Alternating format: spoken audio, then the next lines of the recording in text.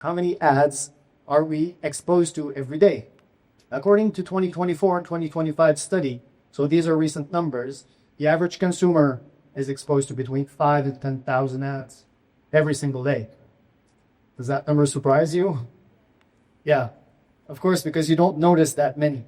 The truth is, nobody does, because since the flood, especially in the last 10 years, the flood of ads that we were exposed to, consumers have evolved. We all have a very particular skill, which is called ad blindness, right? If you don't own a dog, you will not even see the ad advertising dog food. If you don't own a motorcycle, you will never pay attention to the motorcycle insurance ad. Subconsciously, we filter out about 90% of the ads. So let's turn this average consumer into a funnel and see how this plays out. We throw 5,000 ads a day at the consumer. Subconsciously, 90% are blocked. Okay, you don't even notice them. So that leaves about 500 ads that are noticed. Of those that you notice, like the unskippable ones, for example, they're not all relevant to you, right? So that leaves about 50 ads that are relevant. 90% of those you notice are not. Recent studies suggested that 90% of consumers are annoyed by irrelevant ads. 2 out of 3 are even frustrated. That's a lot of money that we're spending, basically, to annoy customers with irrelevant ads, right? But it's not all doom and gloom, of course, because throughout all of that, consumers will click on average, 1 ad a day. Now, they click on more than that, but 80% of ad clicks are accidental when you try to hit that X and you miss, and then you end up in the App Store, right? And the result of all of that, collectively, is 2 to 4x return on ad spend. So that's really good. $2 to $4 revenue for every dollar spent on digital advertising. No wonder budgets have exploded in the past 10 years. Last year alone, globally, $740 billion. And so the revenue, 2 to 4 times that. So it's very good. But let's go back to the funnel for a moment. 50 ads that are relevant on average to a consumer per day. What if we doubled that? It's not very difficult to do, is it? Even if we go from 50 to 100, that is still 80% irrelevant. So the bar is not very high. But if we manage to double the relevance, that 2x would trickle all the way down, twice as many clicks and twice as much revenue. So it's worth considering. So here's the takeaway. Number one size fits all. Mass marketing largely fails because it is not relevant, right? That word again, it's not relevant to all of the different segments of our audiences. And number 2, when an ad is well targeted, it doesn't even feel like an ad. It feels like a good idea. You see an ad for a product, you say, oh yes, I need that. And you click on it and perhaps you follow through with a purchase. That's where the revenue comes from. It's not a bad user experience at all, right? It's win-win when it's well targeted. So, how to increase the relevance? That's the question, isn't it? The power of segmentation. It's basic, but it works, and it's worth talking about. Of course, segmentation began with demographics in traditional media. You would have media kits, you would have Nielsen give you the demographics of the readership of newspapers, of the audiences of TV shows or radio shows. So, of course, for decades, targeting was done via demographics. CMOs have been doing this forever. Actually, 10 years ago, mainly when we shifted to digital, CMOs continued doing what they were used to doing because that's what they know. And so 85%, 10 years ago, 85% of budgets spent on digital advertising were still spent targeting demographics. It's better than nothing. For example, I remember seeing an ad for a car that was targeting, obviously, families. You had a dog also in there. The message was about safety and fuel economy. And I remember what struck me is I saw an ad for that same car. This is not the ad, I couldn't find it, but it was with a young couple. The message was performance and freedom. Same car, different audiences. So it's not about the product, right? We have seen earlier with the beauty cream targeting different audiences. It's about tailoring the creative, tailoring the messaging to the segment. That's what it's all about. Now let's do just a little mental experiment, because online demographics is a bit abstract. Let's try to visualize what really that means. Let's gather all of the women, not really, all of the women who are, let's say, 18 to 30, okay? Let's put them all here. And then we try to advertise something to them in a way that is relevant to all of them. That's going to be a challenge. This is a diverse group, right? You have some of them who dream of growing their career. Some of them dream of being a homemaker. Some of them have kids. Some of them want kids. Some of them don't. Some of them are into girls. Some of them are into boys. Some of them are into gaming or entertainment or sports. How are you going to be relevant to all of them, even if it is one demographic segment? So let's try to do a little bit better. What if we asked instead, everybody who goes to the gym, come in here. Now, this is a very demographically diverse group. Right? You have different genders and different ages, but at least they all have something in common. It's much easier to be relevant to all of them. I take any product and I present it with a message around health, wellness, fitness. It's going to resonate to all of them. 76% of marketers, despite this recent study again, do not use behavioral data for targeting. Can't really blame them because they don't have any, right? You have data if you are well set up. Only a few hands went up earlier when I asked who had a CDP. I'm sure there's more, but even if you do and your data is well put together, you really only know the data of your customers inside your own ecosystem. If you're a sporting goods brand, you know the sporting goods purchases that your customers make, but you don't know the rest of their lifestyle or their interests. So that's where ADA comes in. That's the first thing. We have built a data platform that is available to all. I wouldn't be talking about it if it wasn't. It sits on AWS, and it is behavioral third-party data. We are tracking 29 million unique customer profiles in Malaysia. If you compare that to the population, it's essentially everybody who is old enough to have a smartphone. Most of you in this room are in our database, anonymously, though, don't worry. And we track all of these devices across 132,000 places of interest. We see them where they go to a hospital or a sports stadium or a mall or an automotive, right? So that is offline behavior data points. And then 83,000 unique apps. So that's online behavior. That's a lot of data.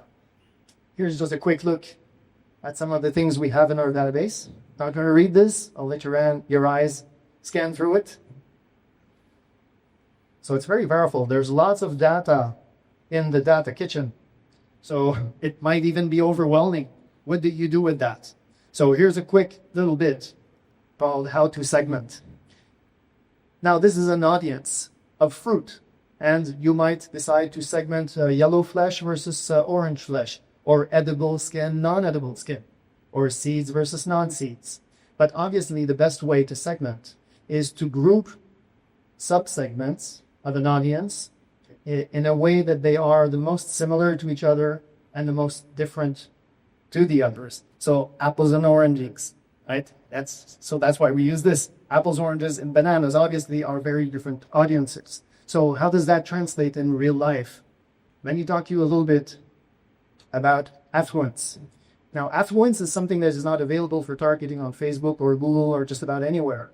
But we built that because there was a high demand for it, including from our own agency. We built an affluence segment by looking at where does the device go to sleep at night? That's the home location. Now we look at the property prices in that area. So that's a good signal of affluence.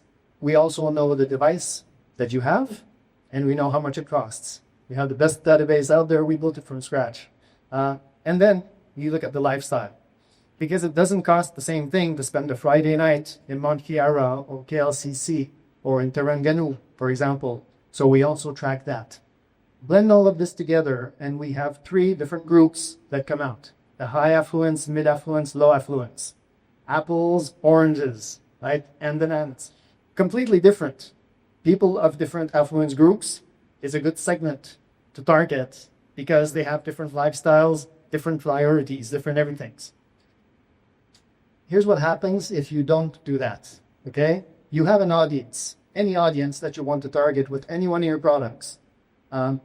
You will throw several creatives at it.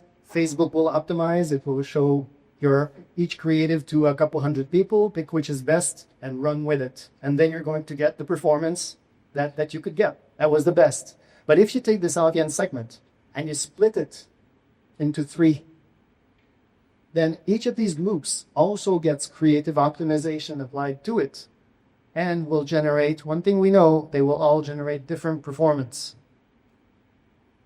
because they're so different. And when you had spent 5% of your budget testing all the different affluence groups, then you know where you need to spend your remaining 95% of your budget to get the best.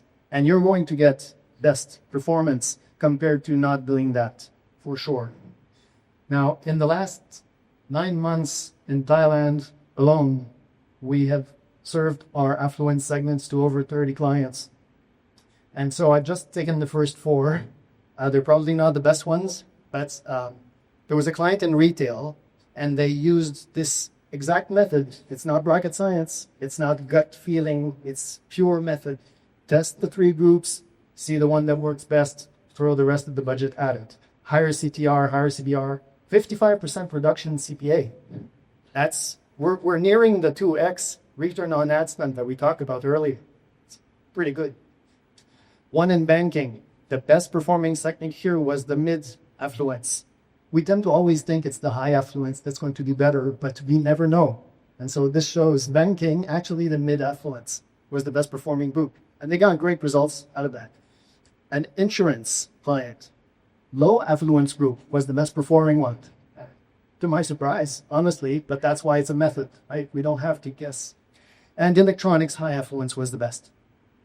So this goes to show the power of using data that's available to you to build good segments and to apply them in a methodical way to drive performance.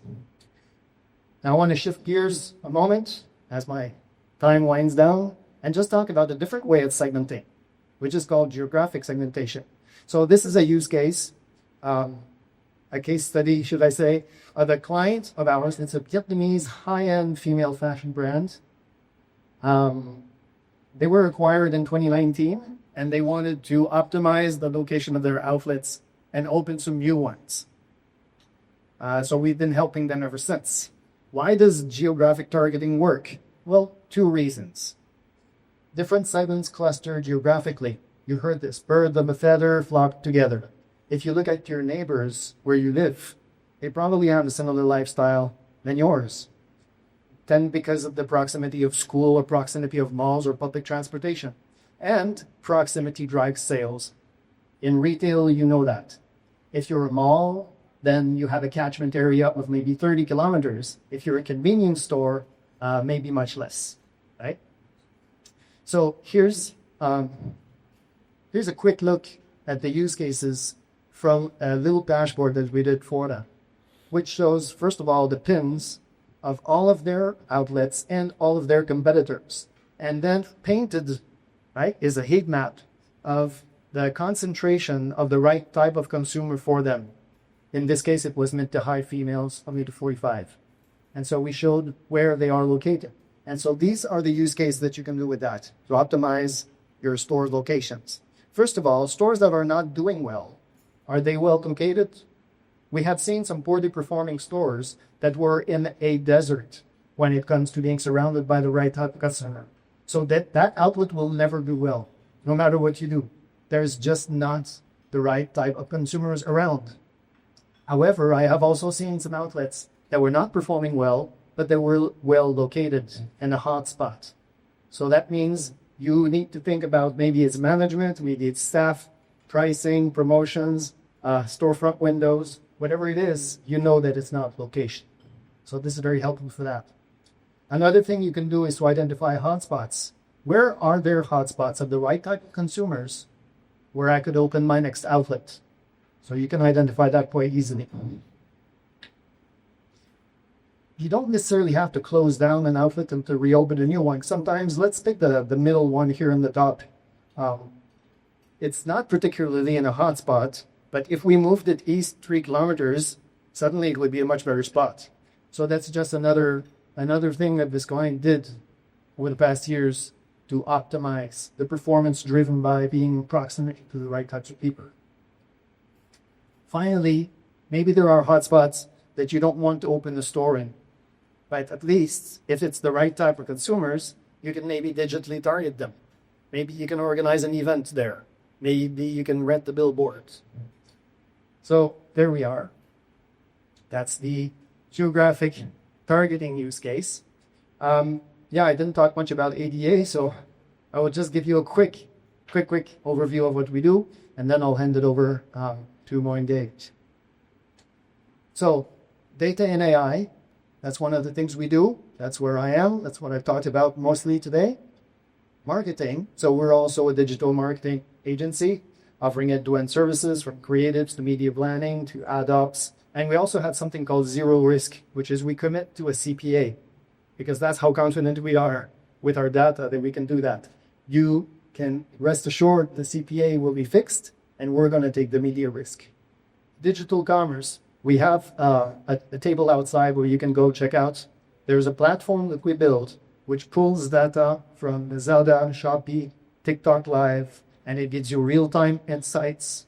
And it's really a command center for you to optimize all of your e-commerce performance. And we have end-to-end services from store setup to creatives to running the campaigns, all the way to fulfillment and client care.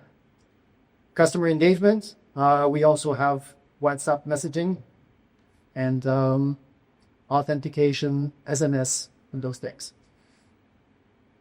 I'm wrapping up here. Just a few of our 1,500 or so clients. The middle section you might recognize, if I get out of the way, you might recognize some of your logos. So we work in retail. We win a ton of awards. Some of them are, of course, for data-driven strategic marketing. And this, I think, is my last slide.